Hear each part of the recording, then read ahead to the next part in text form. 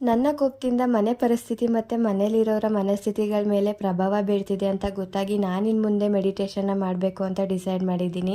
Hello everyone, ಇದು ಬಂದು ಮಂಗಳವಾರ.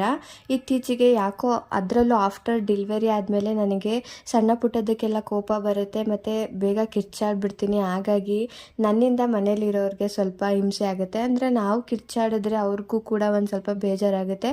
ಸೊ ಹಾಗಾಗಿ ನನಗೆ ಕೋಪನ ಕಂಟ್ರೋಲ್ ಮಾಡೋದಕ್ಕೆ ಗೊತ್ತಿರೋ ಒಂದೇ ಒಂದು ಆಪ್ಷನ್ ಅಂದರೆ ಅದು ಮೆಡಿಟೇಷನ್ ಮತ್ತು ಯೋಗ.